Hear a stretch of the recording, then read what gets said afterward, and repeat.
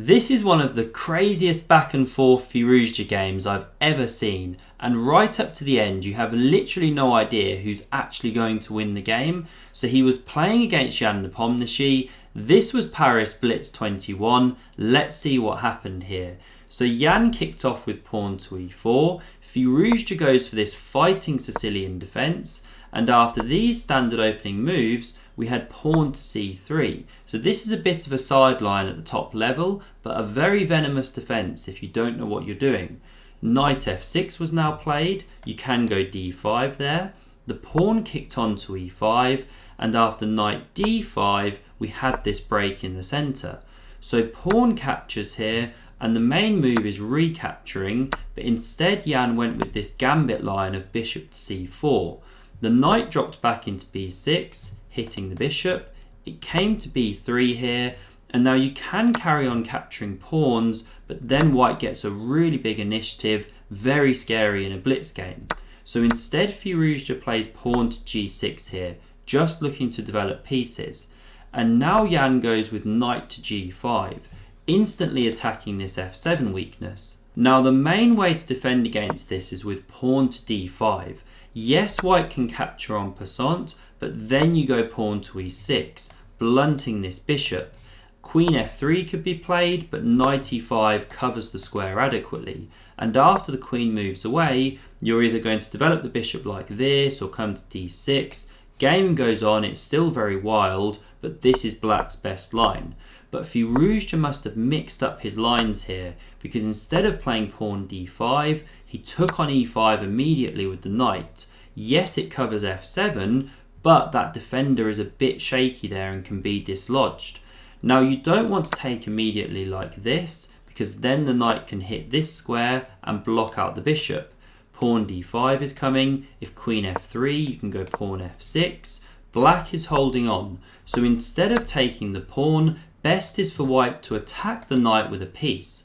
Now bishop f4 can be played as the best move, but Jan goes queen d4, still a good move. The knight is attacked. Firouzja goes pawn f6 to defend it, also hits this one. However, this walks into a beautiful tactic now for white. If you want to pause and look for it, please do so. And if you're enjoying this video, do hit that subscribe button, join our growing community, and never miss a daily video. So here Jan played queen takes on e5, and you can't recapture that queen, or this is checkmate. You also can't take the knight here, or you hang your rook in the corner. A really lovely tactic. So Firouzja goes pawn to d5, cutting out this bishop, and now the queen genuinely is on prise, because the king has a square here that it can hide on. So the queen retreats now. We have pawn takes on g5, and although the material is now even after the bishop recaptures, black's in all sorts of trouble. The pawn structure is a mess, he's behind in development, and white has a big initiative. So bishop g7 played, castles from Jan, queen d6 breaks this pin. We had knight to a3 looking at this b5 square, bishop to d7 covers. The rook came to the d file here, and after pawn e6, this knight now hit the b5 square. Now Firouzja just decided to chop that one off, get rid of his bad bishop, but now white also has the bishop pair to add to all the attacking trumps. The queen blocked on d7, and the queen now slid back to b4. When you're attacking and you've got pressure, you very often want to keep those queens on the board, make your opponent squirm. We now had pawn h6, so this bishop is kicked back, allowing the black king to castle in the future potentially, but it bounces round to this beautiful diagonal here. And this is still a really tough position for Firouzja. You can't castle kingside because of this queen. If you try queenside, then you run into pawn c4, just ripping open these lines against the black king. So instead queen e7 was tried, trying to trade those ones off, but bishop d6 came. It forced the queen back to d7, and now the best move for Jan here was once again pawn to c4, opening lines. Instead he plays his other rook to the e-file, still looks good, but it does give Firouzja just a moment to breathe and get the king castled. Now you can't go pawn c4 or you're hanging this bishop here. So instead of this, Jan now went for a tactic. Now his best move here was just queen c5 check. Very simple stuff. The king can't sidestep here, so the queen would have to block, and now you can either take or you can take here first like this. If these ones come off, then you've simply won a pawn as white, and this one is very weak. White's doing really well. But Jan got a bit more cute with the way he played it. So instead of playing that queen c5 check, he took on e6 immediately. Now what he was banking on was that after Firouzja recaptured, which is what was played, now he goes queen c5 check, the king comes to d7, and he checks like this and wins the bishop. Now he's leaving his own bishop on prise, but he thought he was picking up this rook in the corner. But what he'd actually overlooked was this Zwischenzug rook g8, kicking the queen and then taking the bishop on d6. And black is just a clear rook up now. The tables have completely turned from being completely lost for black to black being winning. So the queen took on a7. Jan's only hope is to try and pick up some pawns here.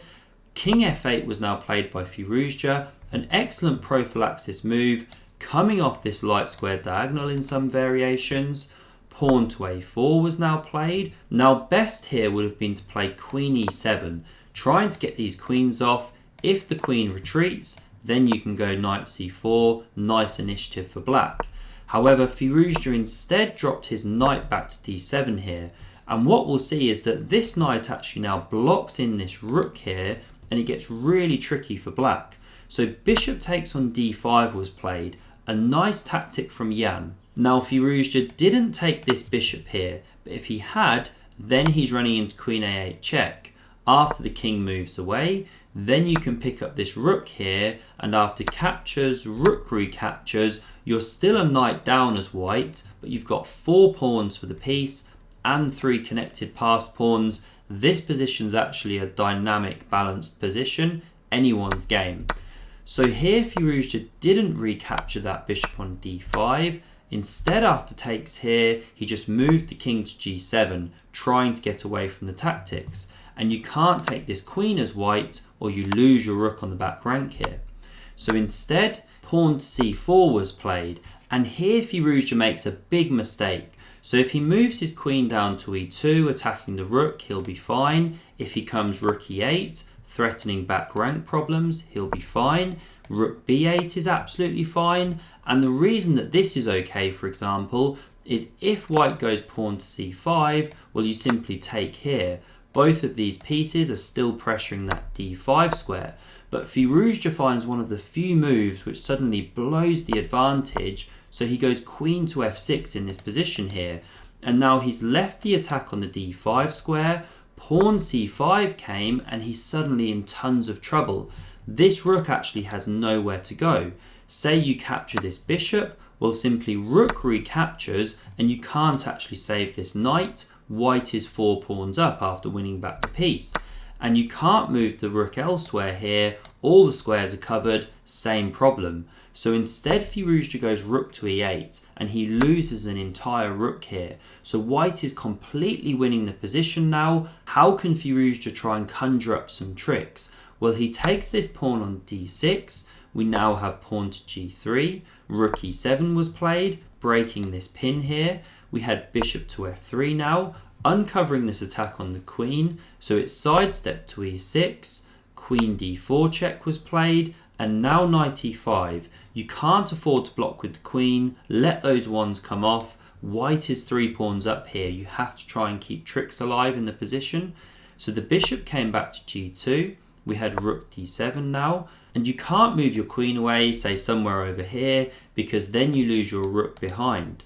So we had bishop d5, blocking the file. The queen came to f6, threatening knight f3 check, using all of these tactics. So the queen came to e4. We had rook e7 now, again trying to create threats. The king came to g2 here, stepping away from threats. And now pawn h5, Firouzja uses the last weapon he can in a position. Let's start throwing some pawns at the king. Jan now goes pawn a5, pushing those passed pawns. We had pawn h4 here, and here I don't know why Jan didn't go pawn to b4, supporting the other one so that they can make their way down the board together. Instead he went pawn a6, but this can simply be captured. Now Firouzja didn't do it straight away. He first flicked in pawn to h3. That one can't be captured, or you come here with the queen, you're boxing in the king, and pawn g4 is coming, leading to checkmating attacks or white giving up the queen. So Jan didn't take that pawn on h3. He retreated the king here. The pawn was now hoovered up, and the queen came to f5. So white is still better here, but has blown a small amount of advantage by giving up that pawn. So the queen came to h6 now, covering this g5 pawn and the h3 one.